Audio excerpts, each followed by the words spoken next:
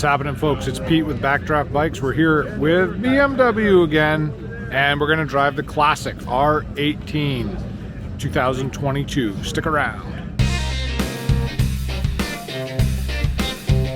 Hey, I appreciate you supporting the channel. I do have some new merch in. If you want to wear one of these cool shirts and look spiffy while doing it and supporting a good cause, please check out the link in the description for our merchandise. So we have the R1800 here, R18 as they say. This is the classic model. It's in red. Very nice, sharp looking colors. And I've driven a few of these, Transcontinental, the version the other day. Very nice bike, just classic lines. BMW really trying hard to get back to its roots. 1802 cc's though, behemoth motor, what the heck. And the bike is not very light either. It's 761 pounds, but the motor puts out a good amount of torque. I think it's 116 foot-pounds at 91 horsepower. So it does shake and shimmy, but it has a pretty good feel to it. With any of the cruiser market, you know, you're going in for that torquey deal right off the line. Classic BMW shaft drive, right? Kind of synonymous with BMW. Very smooth power delivery on the shaft. Not a huge fan of these shark fin mufflers. I mean, it's like, what in the world were they thinking when they saw this thing? But pretty slick design, little brushed aluminum. Built-in bar weights as well. Everything on this is back ordered from what they're telling me as well. There's not much available aftermarket, but they do have a robust aftermarket section. When you get into the controls, there's a push button for power, and then of course your rocker switch for start. Interestingly, the power on this, everything's electronic gauged, and there's a little tiny display on the very bottom that allows you to kind of have your multi-function information. So see if you can see it, pick it up on the camera, but they have different riding modes: rock mode, rain mode, roll mode. I just keep it in rock and roll, baby. And the menu features are kind of limited on what you get, but you can cycle through different data points. You know, your average stuff, like what's the time, the date, your miles per hour, your range, RPM, and even setup. So it's small, the fonts are small. You really gotta kind of get used to what you're looking at so you don't take your eyes off the road too long. What we'll do is we'll leave it on RPM for the ride. Standard BMW controls as well. I mean, they use these same controls on pretty much all their bikes. Cruise control on the BMWs is interesting. You kind of push it sideways like a fighter pilot, and then there's a toggle switch here for changing your speed, which is kind of cool. Also, your blinkers are self-canceling. Pretty easy one-handed operation. These have a hydraulic clutch, which I'm a big fan of BMW's hydraulic clutch. It's easy to pull in, easy to disengage, very, very smooth. So yeah, let's take it for a ride, see what happens. Here we go. We're gonna start it up, power on.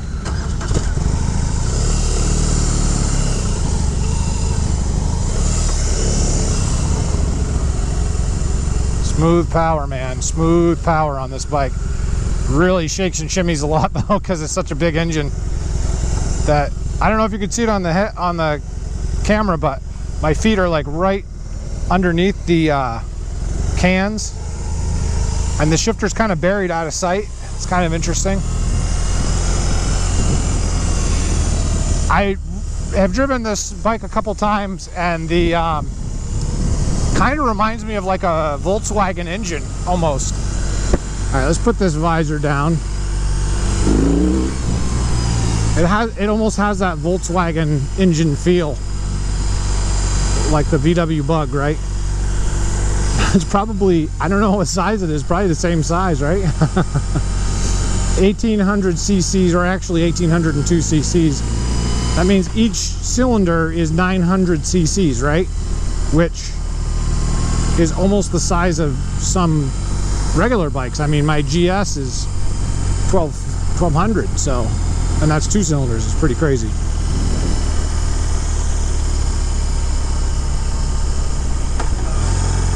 I have it in rock mode, which is the sport mode of all of them.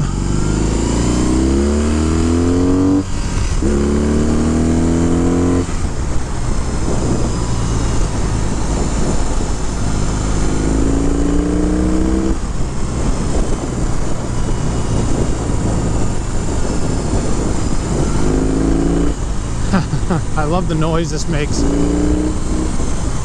Yikes. I just did a little foot peg scrape. That kind of scared me because I really wasn't leaning that badly. Oh well. You ain't sliding, you ain't riding.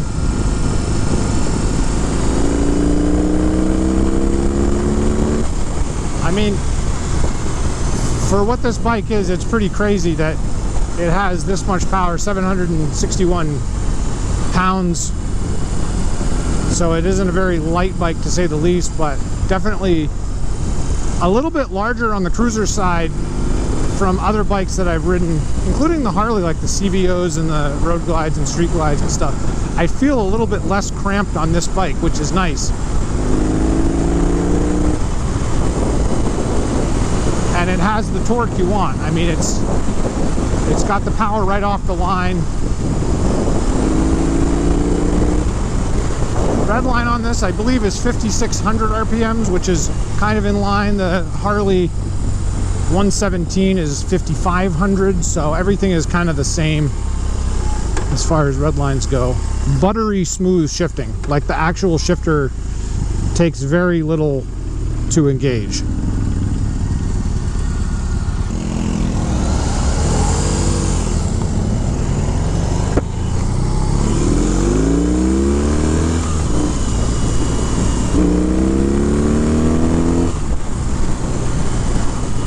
Rock and roll, baby.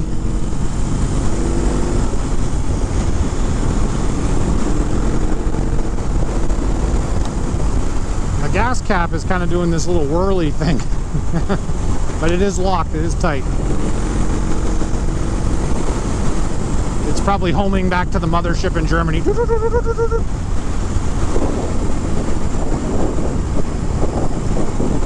So I rode the Transcontinental the other day, and it's the same bike except it's just totally decked out with every option you can think of. And I didn't really care for it. The handling was definitely not as good. It weighs more. It costs a lot more. That's another thing. This bike right here, actually not bad. The platform, I can feel that they changed a few things over the last couple years, because the last time I rode this bike was 2 years ago. It was the first year they came out with it. I have to say I'm pleasantly surprised with the refinement. The suspension feels a lot better. The engine feels about the same, but with the suspension being a little better, the ride is smoother, and also it handles better. So here's a hairpin turn.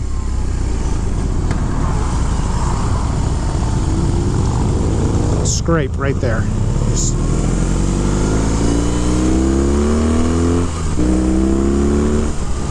oh yeah. I mean, it has the power right off the line that you'd want from a gigantic V-twin, and the bike really handles well. Wow, surprising.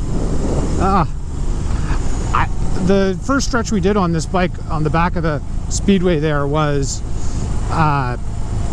averaging, you know, I was like between 60 and 70, which is where all the baggers and cruisers tend to live. They don't really go much faster than that, and I wouldn't want to push it. The sport bikes and stuff that, you know, you can obviously go a lot faster with, but I don't like to push the baggers. And this bike was fine. I mean, I had it on the peg and going around a couple of the corners, so I wasn't nervous. I didn't feel like I was washing out at all. One thing about this engine that I'll tell you, and I'm even comparing this over to like the 117 that Harley makes, is the torque on those motors, really 2,000 RPMs is kind of the sweet spot. So this bike has power, you know, all around there. But if I lug this down, okay, so I'm 1650 RPMs right now. It still tries to go a little bit. It's not necessarily, you know, lighting any fires, but it doesn't have the you need to downshift me feeling, and that's, you know, obviously due to the large displacement. And the Boxster motors just have a real visceral feel to them with their power delivery, and again, the Boxster engine lends to a very low center of gravity, right? So it allows the bike to feel very stable down low, because most of your weight is down low as well.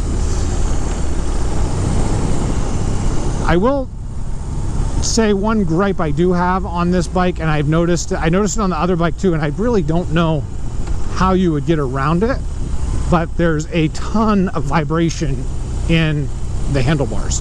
I mean, a absolute monster amount of vibration. Like, I won't say it's buzzy like chainsaw lawnmower, but it is like a diesel tractor. I'm not sure what the fix would be for that, but I mean, you're talking a fire-breathing behemoth-sized cylinder head mounted right below it. So I'm really not sure what the solution would be for that.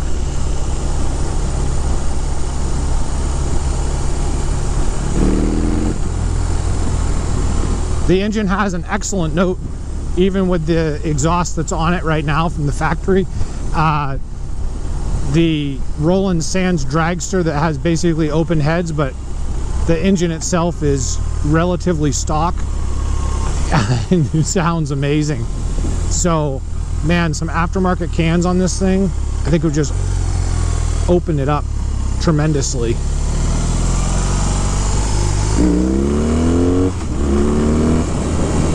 Yeah. I mean, just monster torque right out of the line, monster torque. And the bike itself is not unmanageable on its power. It's very refined on the delivery, and that's one of the things that impresses me about BMW, is that they are just very refined on their power delivery. They really don't want you getting on a bike and just having this neck snap when you let on and off the throttle. It's very controllable. Even on the higher end models, even the 1000 RR, just very smooth power delivery for being a 200 plus horsepower hyperbike. So I'm very impressed.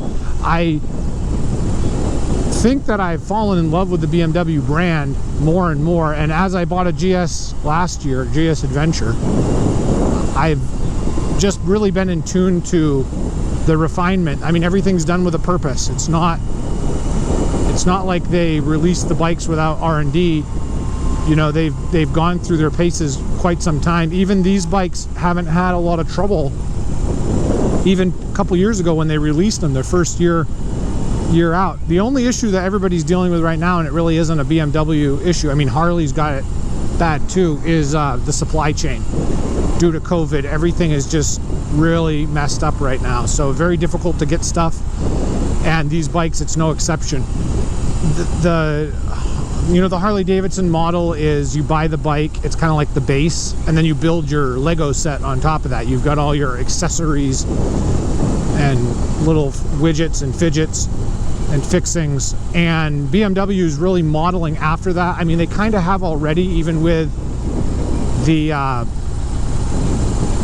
GS. I noticed with the GS they have a lot of different accessories that are out there for it, that you know you buy and you outfit with your luggage and your navigation and whatever. But these bikes also have it.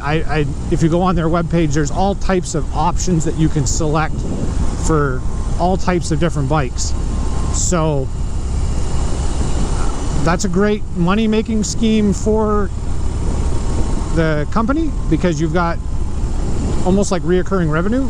But for the consumer, it's kind of cool too, because you get to really customize your bike, which is you know, it's nice to have something that belongs to you and it's your own. So I do notice the gauge on this does not shake nearly as bad. Like the old one used to shake a lot, and this gauge doesn't do the bobble like the other one did. So that's kind of nice.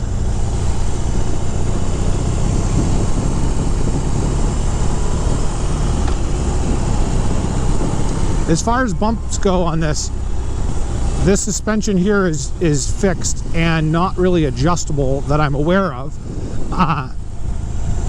I know in the upper class models they did have some different suspension options. So this one's kind of the basic, they call it the classic model. But the suspension's not terrible at all. Actually, it's rather pleasant. I mean, it isn't as plush as I would have thought it would be. Again, the KL that's in front of me suspension is just unbelievably smooth, and my GS is like riding on a cloud, which is crazy for the type of bike, but I mean off-road they kind of need that. This bike is a little bit harsher, but certainly not as bad as even like the CVO that I rode earlier. Much better as far as comfort wise, and the seat is nice too. You're in a pretty neutral position, and the seat is kind of flat, even though it's a single passenger. On this, it doesn't, the pillion passenger seat is an option. This seat's not terrible, and I don't feel like I'm sucked into this crevice where I can't move. I definitely can move around a little bit. So all right, we're gonna not crash here. The pegs are so low on this, it's like you feel them ticking under your feet when you take a corner. We'll get past old lady's house here and then get on the straight stretch and we'll give her some.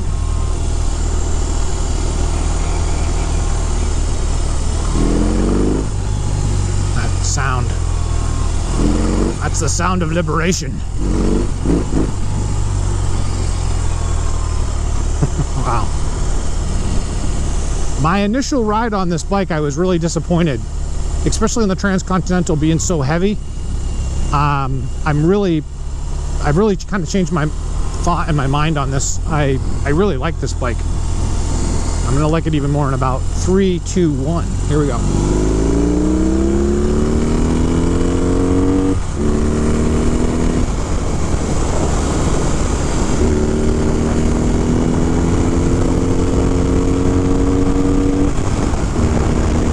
Oh yeah.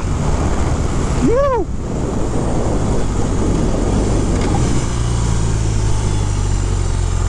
Yeah, very stable, no death wobble, didn't feel scared.